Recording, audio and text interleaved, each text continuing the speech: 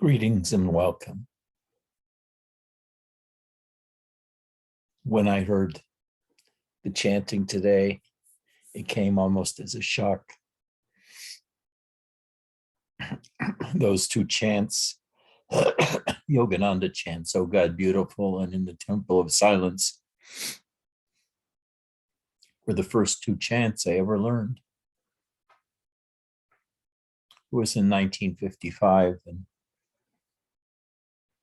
I received a long play 33 and a third RPM record from Self-Realization Fellowship with those two chants on in English and in Bengali, and I learned both and listened to the chants a lot. Even now, there's a kind of movement in them that is not in Krishna Das, but you can find in Muktananda's chanting.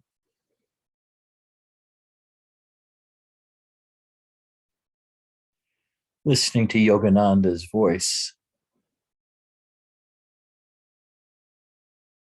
you can feel his complete commitment to God realization. The bhakti in him is very strong.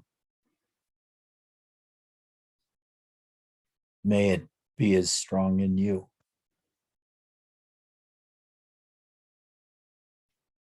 But it wasn't easy for him. Read his book sometime, Autobiography of a Yogi. It really turned the world upside down when it came out, and his movement in the 20s and 30s paved the way for all other Eastern spirituality that came later.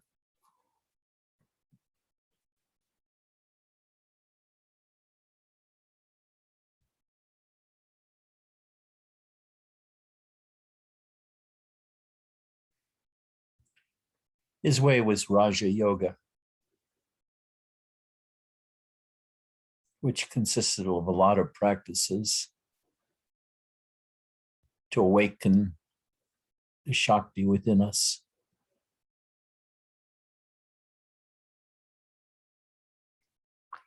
And you shouldn't believe that Kundalini is the only internal Shakti system up the spine. There's many different kinds of energy movements inside.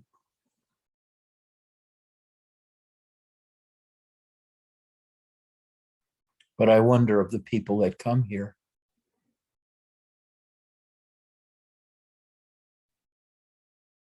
how many come with the idea of experiencing God within, or leaving the mundane world and gaining the divine world?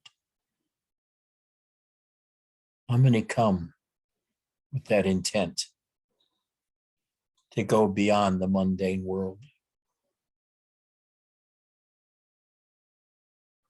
The world of the divine is so very different.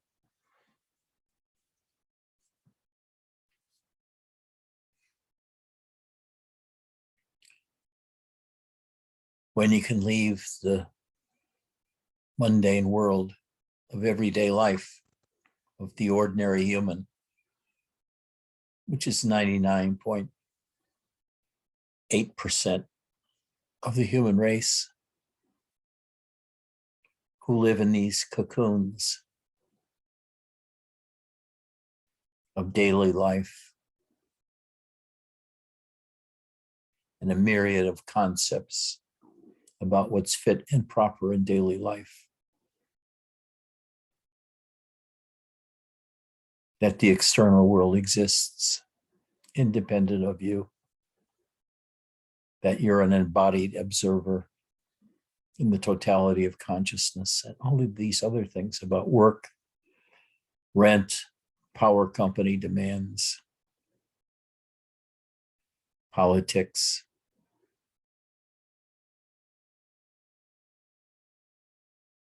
All of that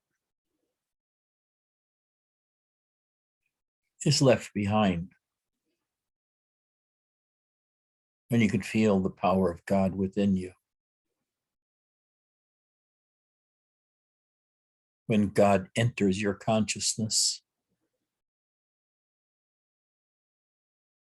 as a full-blown entity of enormous power and light and more power, it blows up the ordinary world we live in. And thereafter we dwell in consciousness.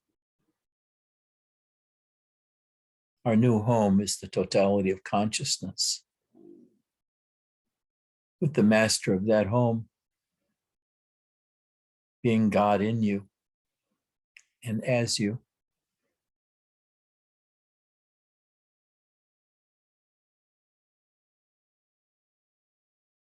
What is it like to wake up to God every morning and no longer be who you were the day before, the month before, the year before,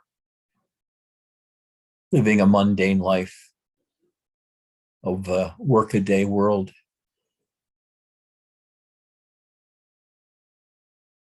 And instead, you're wrapped in energies. Maybe you feel wrapped in love all the time or some of the time.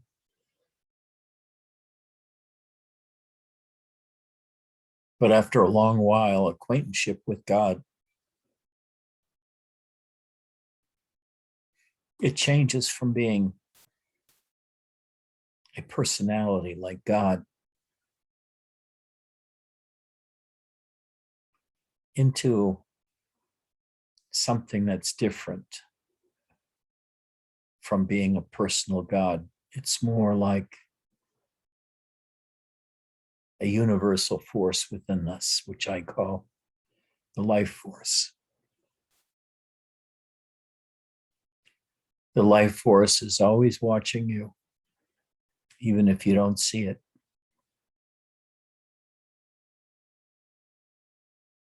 But when you're able to catch him in your consciousness,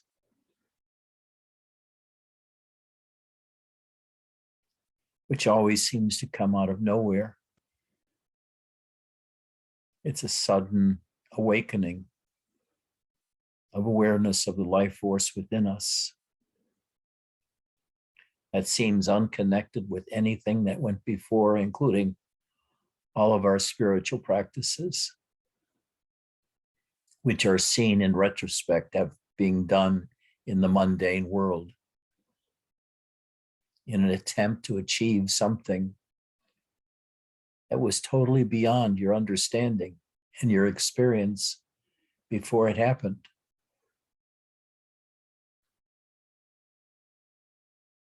When God realization comes, everything changes.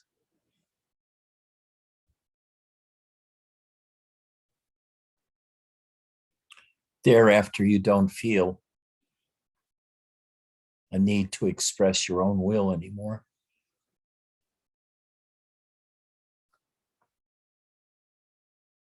You sort of surrender to the will of God within. And that surrender in itself elevates you further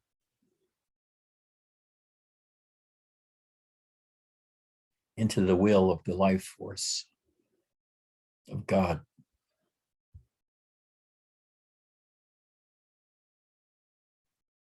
From then on, you dwell not in the world, not as a human body stuck in the world of mundanity,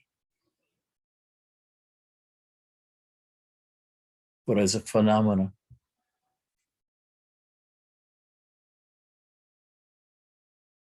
In consciousness itself. So your new world is no longer Earth with its atmosphere and all that, gravity, rotation. strife, wars, sickness? What are your identities with the totality of consciousness?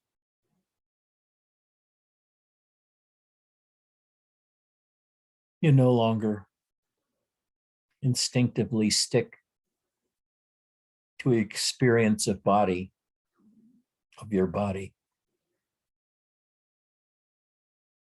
as being home. Instead, at first and then more and more gradually, your identity shifts to the totality of manifest existence, which means your room,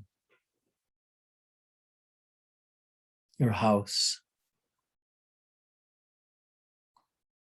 to the earth outside, to the stars above and the sun,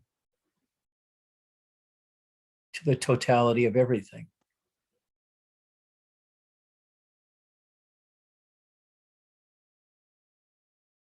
The freedom from the body is what most takes you, the sense of freedom.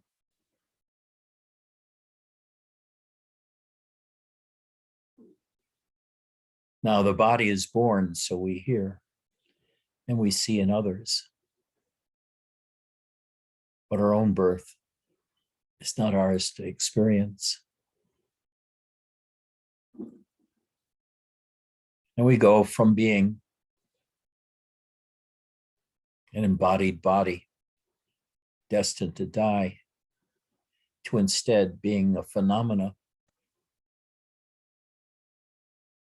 that's a minor aspect of the totality of the mass overall phenomenality of consciousness.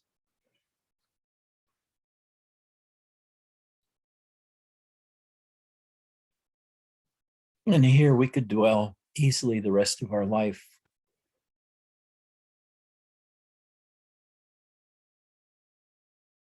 But maybe at some stage we get kicked out of it.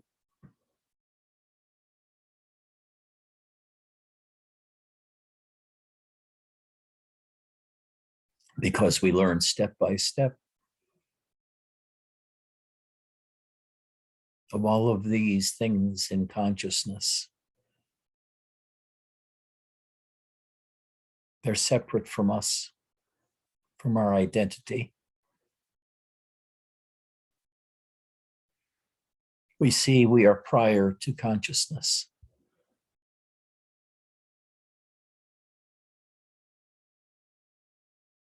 And in the same way, we learn we are prior to unconsciousness. Unconsciousness itself seems like an object of our awareness. And with this understanding, we're able to pass between dream, deep sleep, and waking consciousness, as if we've changed our clothes, but it really hasn't touched us.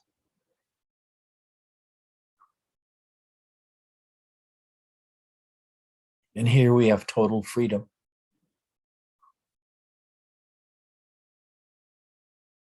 Here we're even beyond God. We realize ourselves as the source of God, of the awareness of God. It's all a play of consciousness laid upon us, with which we've identified all of our lives. First as a mundane being, and then a free being of consciousness.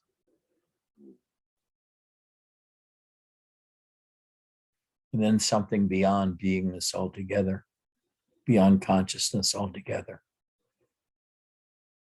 to which consciousness is but a show, separate from us but not touching us.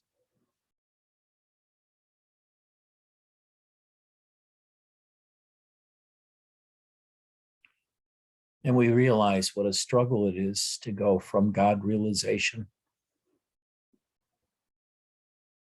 to realizing ourselves even beyond consciousness. Because we begin to lose all of the bliss we felt in deep love and surrender to God.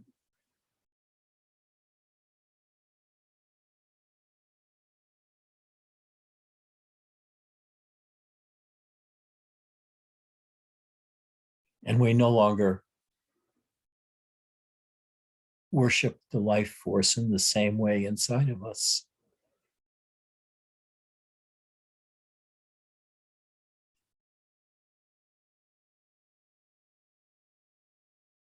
We see that the life force itself still seems captive to existence within consciousness in order to be recognized and to set as a stage for its activities. The life force itself is bound to the laws and extent of consciousness, but we are not.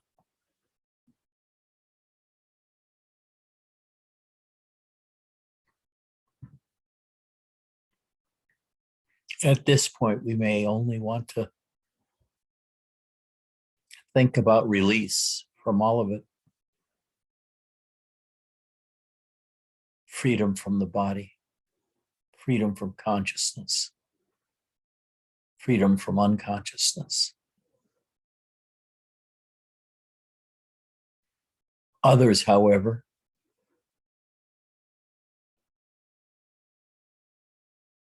want to remain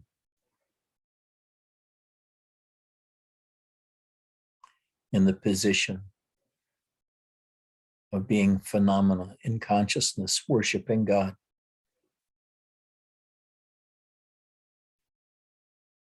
Like Ramakrishna, who said you can have your vast void,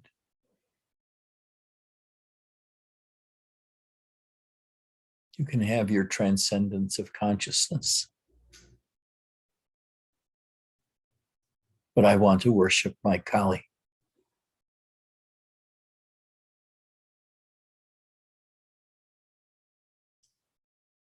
Going beyond Kali to the absolute can be a very dry trip, unless you're already dripping in the love and ecstasy of God consciousness.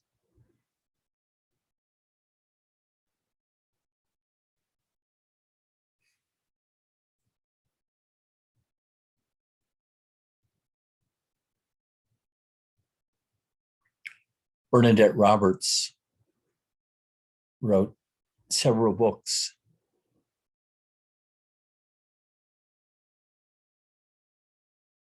on the experience of losing Christ in her life. She felt it as a progressive loss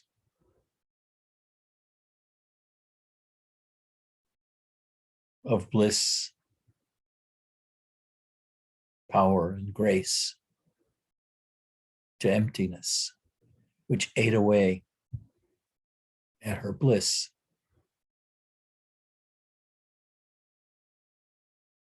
I knew her well in Santa Monica, and all of her stories about it, and all of the little props to explain it.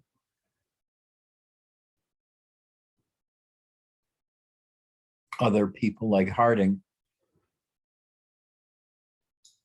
only talked about making the transition from being a human locked in the mundane world to escaping into consciousness.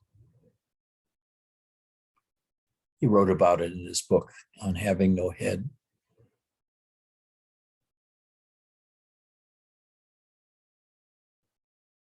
Personally,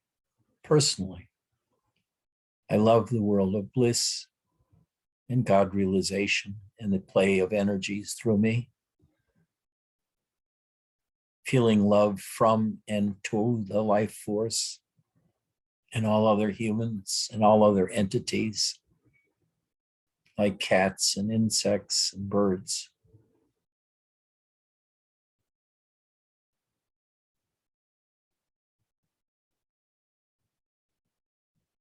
But with that attachment comes the sense of loss when they die or the situation passes and the bliss passes. And there's only the memory of the bliss, the memory of bowing to God and the surrender to God.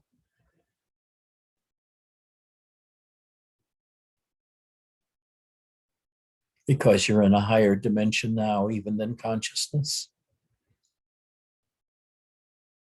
And it's hard not to miss it for many people.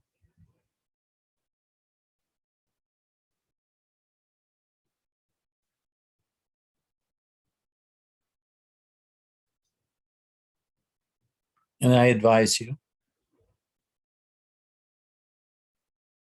I spent 26 or 27 years in Zen and with Robert,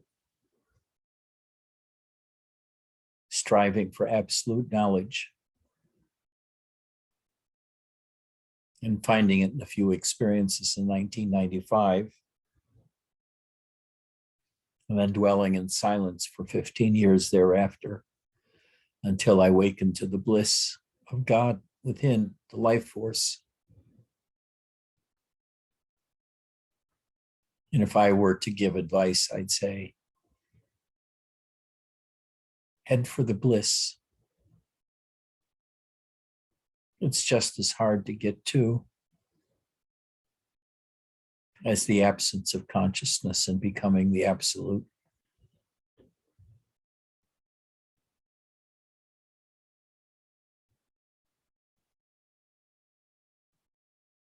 There's something about being fried in a skillet covered with bliss and love that is incomparable, even to the peace of being the absolute.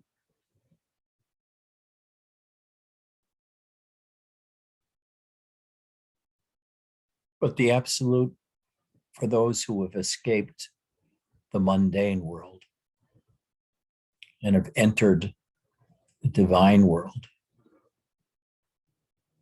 the absolute will always be hanging there as the next place to hang your hat and to go. I would say don't rush into it. Stick with the bliss as long as you can.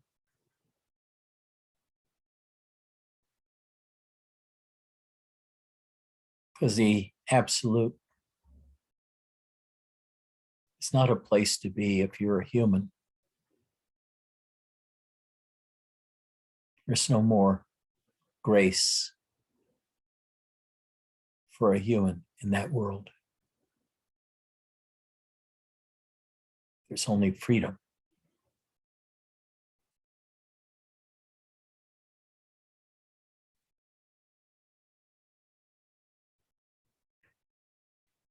And with the bliss of consciousness and the life force,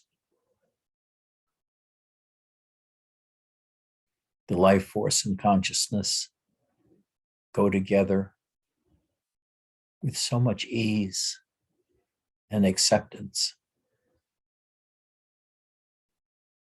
Stay there. until you're kicked out.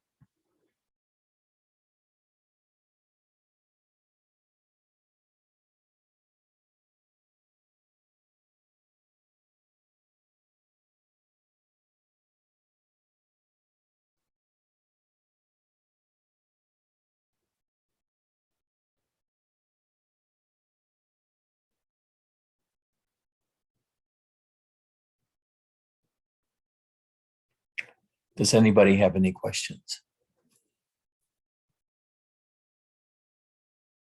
Comments?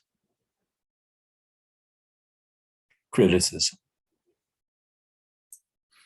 Ajit, did you say that it was Joshu who had 17 great awakenings and I think continued to have samadhis? I mean, my question is sort of like, your attainment seems to get deeper in every satsang. I'm talking only because of my love for the exquisiteness of Shakti in this moment. And I can't add anything only because I'm blown away. So maybe I should just stop and tell you, you're my Sadguru and I love you. And this was exquisite, just exquisite, more powerful every day, more powerful each time. It takes me to my core in grace and bliss and joy. Thank you. Stay there. No great advantage to going beyond, because it feels, in a sense, like being kicked out of heaven in order to enter the final freedom. Stay in heaven.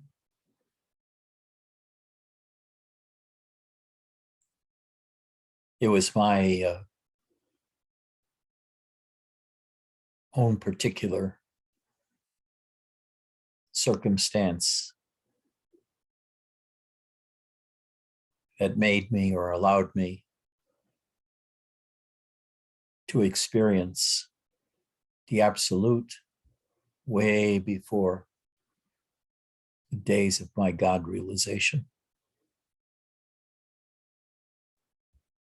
the Shakti realization, the opening to incredibly deep love, and learning I was love. I wasn't a person. I wasn't even consciousness. I was love.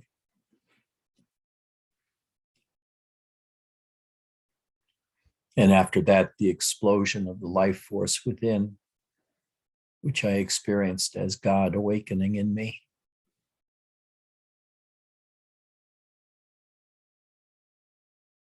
I encourage everyone to lift that as your ultimate goal, this realization of God within. And I found God within by finding God in others first. And when I worshiped those people, I awakened God within myself to become aware of itself within myself. My love and worship of others awakened me to my truer existence as sentience, awareness, with all the amazing energies associated with that, the bliss, the awareness of the life force as a separate entity within that was running the show, yet was like an elder brother to me, protecting me, showing me the way, revealing all the mysteries of the universe.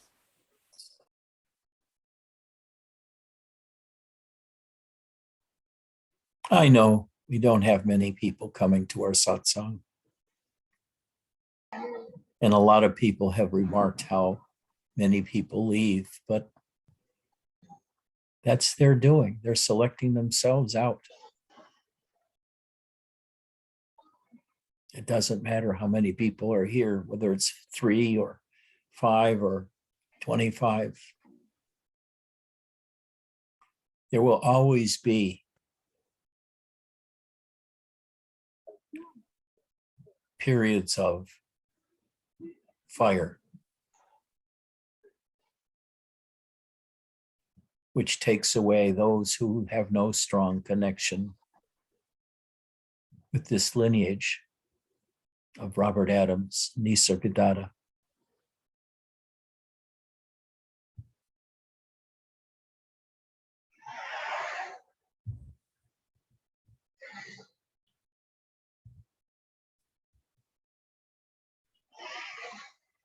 Does anybody have a comment or a question?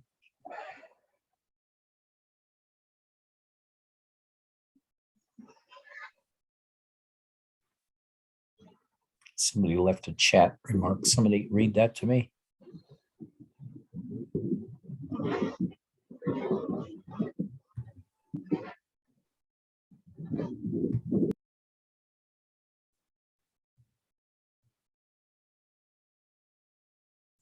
There's no chat remark to direct it to you, Edgy, but I could use this moment to make some comments. So, as is often the case, one of the main points you made today kind of summarizes my recent changes in my journey. So, for many years, I was abiding, pursuing the divine energies, beingness, the life force, the whole miracle of it all, the whole bliss of it all.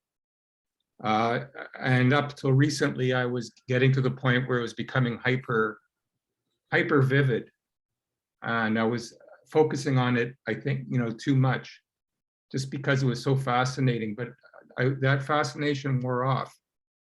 And instead of spending 4 hours a day or whatever I was doing, abiding in the divine energies and beingness and all that, I now do like much less, but I've seemed to have found a point within myself where I could rebalance. And I'm no longer that person seeking the divine energies. I'm no longer that person fascinated by all these activities. I am entering into the totality more, by losing the fascination with the subtle phenomena. The subtle phenomena is still there. And when it wants to speak, when it wants to become vivid, it does so on its own without me propping it up all the time. So just wanted to say that. Good. Good. Don't let it chase you away entirely, though. Hold on to it a bit. I could feel it like more ongoing now instead of periodic vividness and then kind of going away. It's more of a flame, like an ember that burns instead of like a roaring fire that's intermittent. Yeah. My experience is that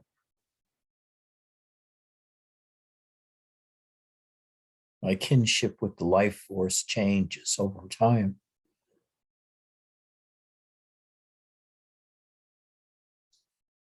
And now the life force, instead of being a great lion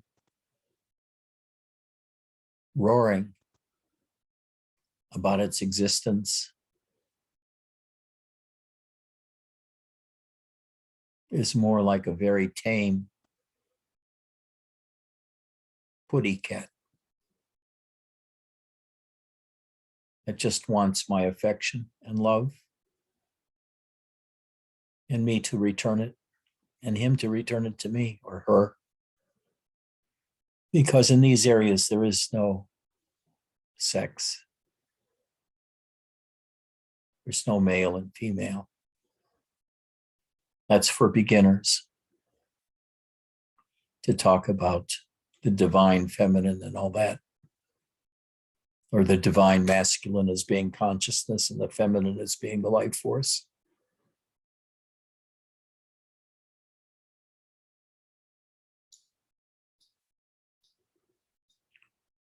Just stay in the bliss.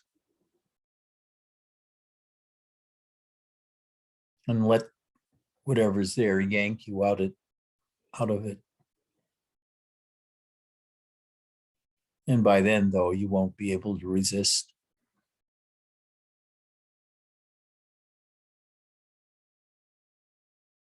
Become sort of dried up in a sense. But the outward manifestation of your energies and power is much more increased. People feel your gravity.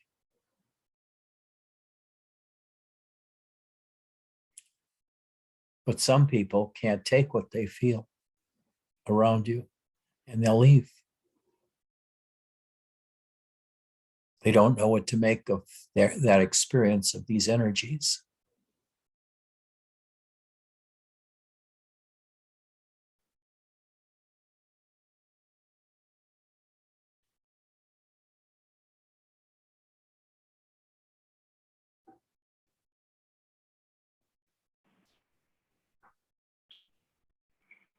Morning, Ed. Morning. Morning. I realized in all of these years that I've been on this path, I don't think I ever had a focus the way you're talking about it. You're talking about those who are searching for bliss or for the absolute. It never took a form that I could speak to in that way. And yet, there is something that I just do not have words for that keeps calling me and pulling me. And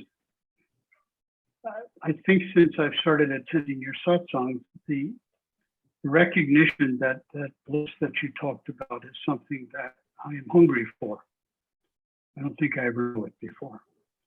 And I don't know if there is anything else to do since it's none of my business currently. So I continue to live my life and to remind myself of what I'm not and of what I am. And if that bliss, that God realization is to happen, there's nothing I can do about it. I can't make it appear. That doesn't mean I don't wish I could. Yeah, but you do make it appear just by who you are and when you are and where you are. Who you are as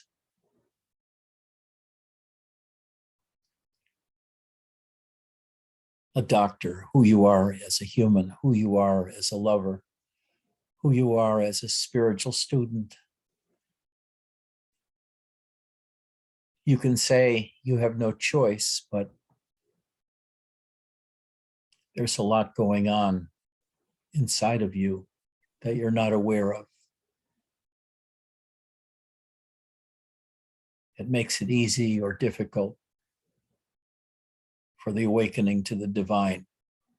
When it comes out of nowhere, unexpectedly, because it's happening at levels of yourself you're not aware of. But that building, that transmutation,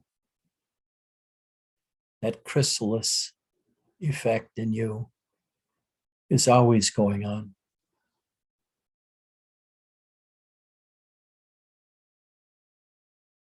Whether it bears fruit totally in this life, I don't know. I don't know what's next for me either. If there's anything beyond what I've attained, there probably is, but I am not aware of what it is. And I can only articulate this thing about the bliss of God and God realization, and of going beyond that because I've experienced it. You haven't experienced it yet, so you can't articulate within yourself what your own goals are, what your own levels are, until they visit you because of unconscious things that are going on inside of you, outside of your awareness. And it helps to just trust that and relax.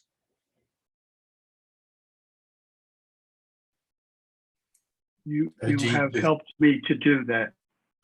Good. Thank you. What about your other teacher? Do you What communicate? about- We have communicated about 2-3 weeks ago, and nothing since. I have no idea what, if anything, is happening there.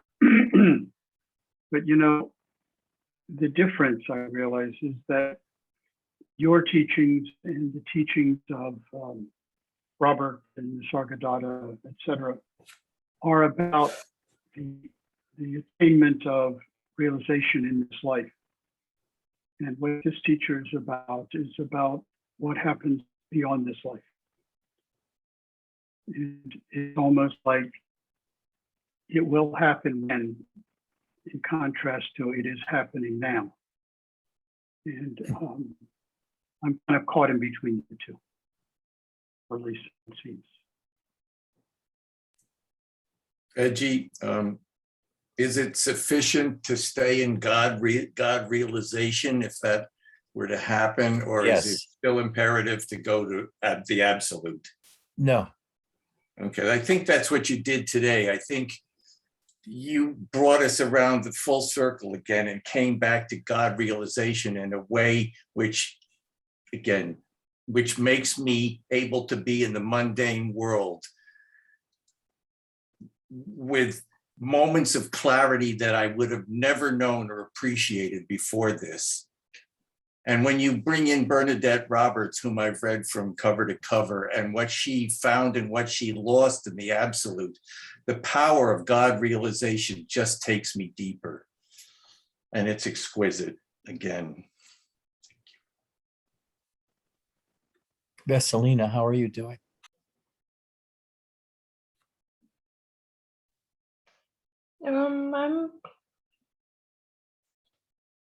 I'm a bit confused. You're what? I'm a little bit confused, or I have I don't know what's the word. A conflict. A concept? A conflict inside. Mhm. How unusual for you to be conflicted. How unusual. But before you were saying it, and now I say it.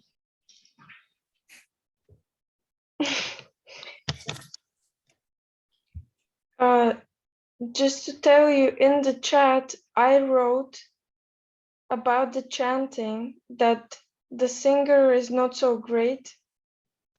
And then you said that was Yogananda, or you and Mark. And then I wrote, I didn't know it was Yogananda, but I'm not taking it back. So that's the chat.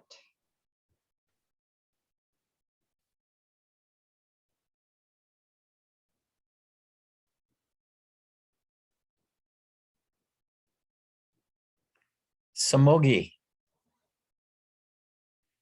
You look like you're riding in a bus or a train.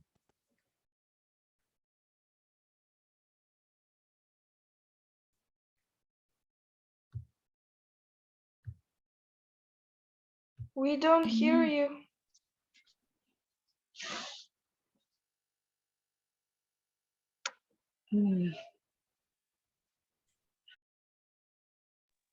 I don't know how to do this. Excuse me. You don't know? Good? Now we hear you. Okay. Ask me something. I don't like to be recorded. It's so intimate for me.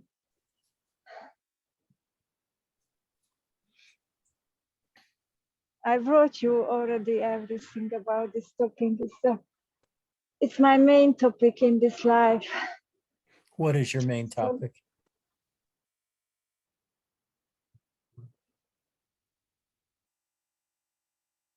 Realizing God?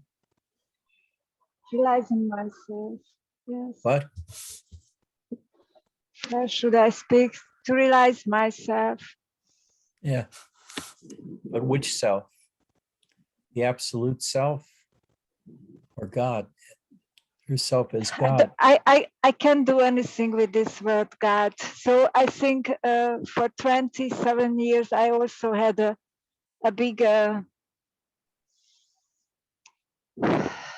big something in my life, but I'm not sure that I can tell it now. I prefer to write it about it. I'm really waiting for that to meet you in the life. So it's not my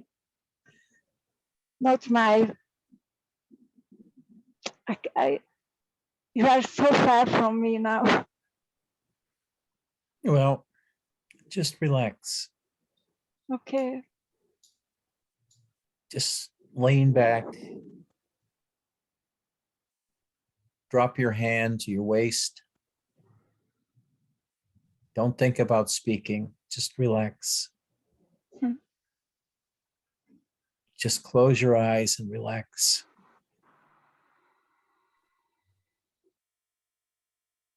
And just drop into yourself.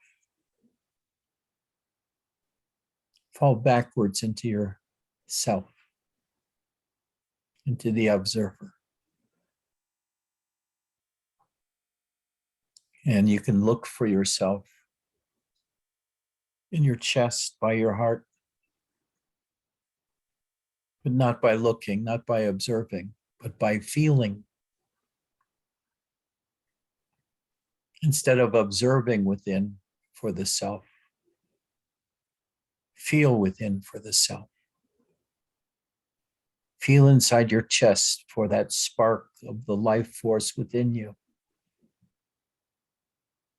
And when you find it, stay there and watch it grow over time till it washes your whole being in light and bliss. And God has given a chance to manifest through you as you. You can't do anything with the word God, but maybe you can do with the word bliss or surrender or love or energies or entity. Use whatever word you want, but feel within for your own heart, your own center. And there, feel the finger of God, finger of the life force, the finger of energy that makes you be alive. And learn how to rest in God or bliss, your energetic self. Or you can feel bliss all around you as currents, different colors, different areas, different motions in your brain, your face, your chest, your gut, your legs, and all over, including sexual energies bursting out, wanting to find expression. All of these things you will feel once you want it to be in there, wanting to dwell within God or have God dwell within you or the life force. To me now, God is the life force, and it doesn't really have a standard form. It's more like a putty cat that is dark yet friendly and is always looking at me, seeing if I'm looking at him. It's very gentle, very loving.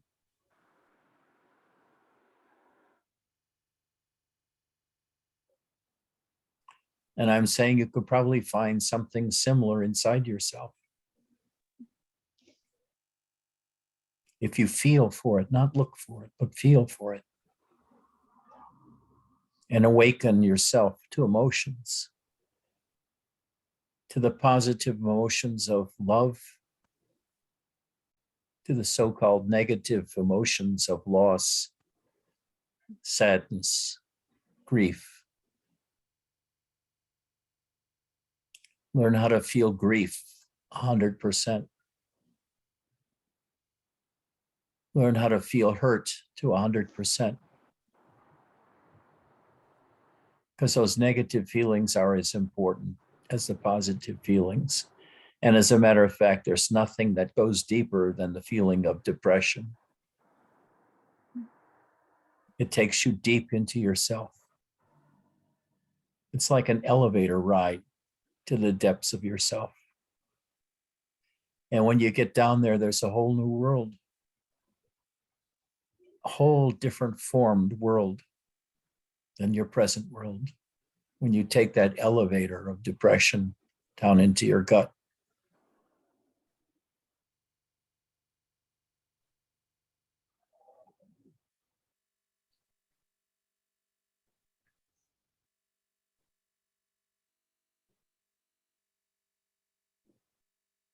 Thank you.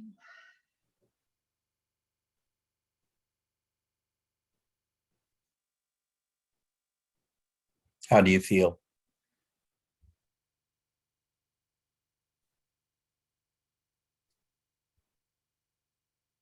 I think it's better not to speak now about I this. can't hear you. It's better not to put it now in words. I need to be in silence with that and let think it in me. Okay, Okay, Bye-bye. thank you. Thank you. you're welcome. Anybody else?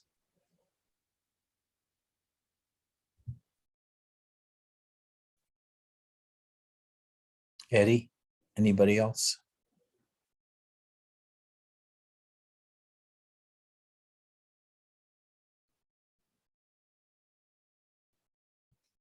Edgy, thank you for just saying what you said, and that part of going deep into the negative feelings. As you were explaining that, I had an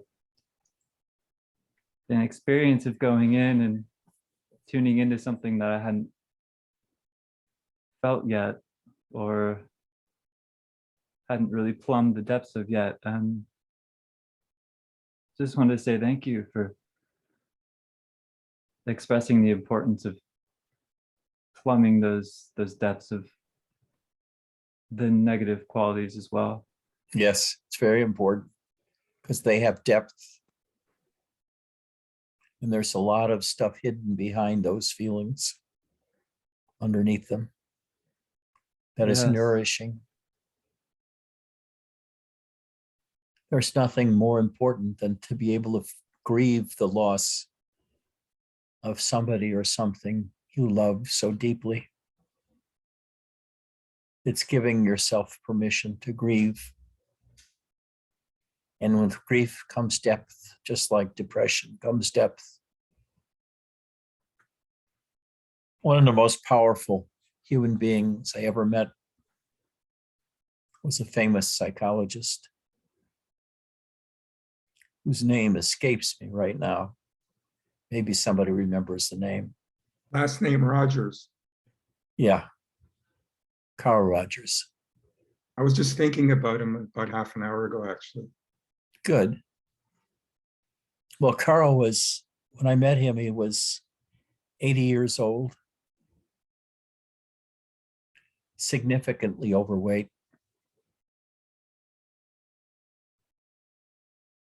But he had founded a school of psychotherapy. And people from all over the world came to study with him. It's of not doing interpretation like psychoanalysis, but instead listening deeply to what the other person is saying and feeling within, if you can feel where they're going, or making slightly obvious connections that they're not making yet. And in a sense, staying only a half step away ahead of the client so that the client feels fully heard. And yet you can reveal connections that were just outside of his reach or her reach at the moment.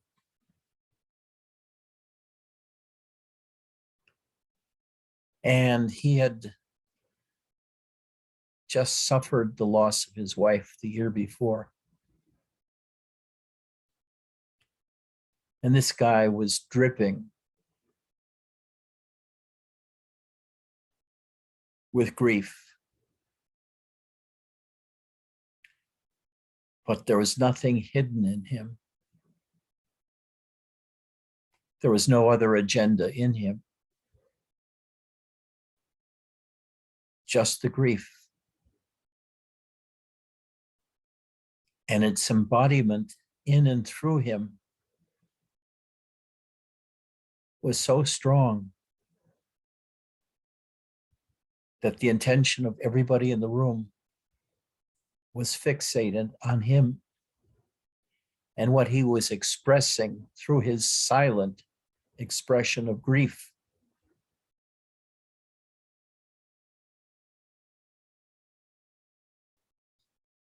What power that expression had. Few tears came to his eyes when he would mention the death of his wife. But it was all underplayed. But you could feel it in his presence, the grief. He made you feel it because of the power of his centeredness in those feelings.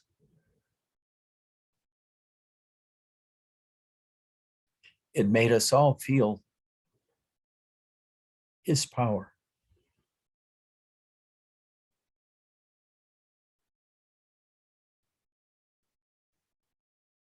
And the power of someone that's centered in their emotions, their human emotions, not of exuberance of God realization, but the opposite of the emotions most people try to avoid: grief, depression, loss.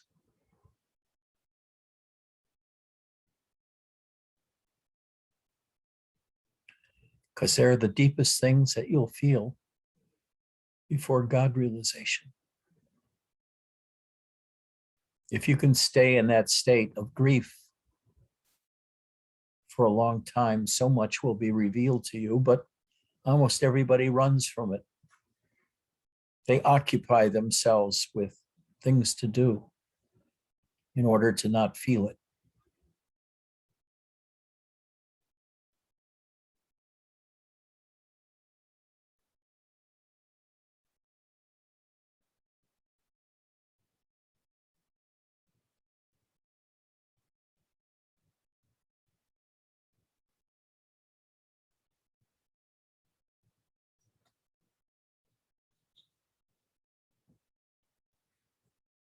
Looks like Michael's in an orange coffin.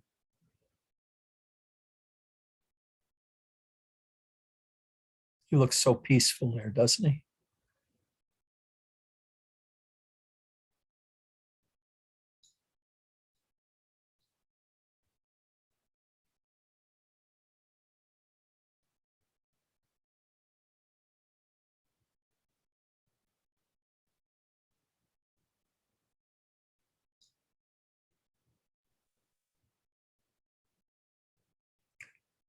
Mark, do you have any more Yogananda chants? Sure. Which one?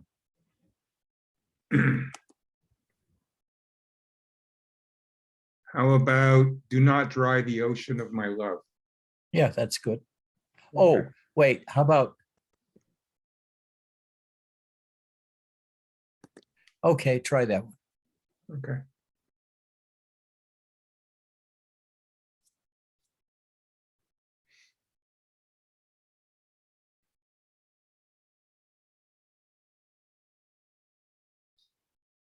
I am singing to you. Do not dry the ocean of my love. Sing with me, with your soul.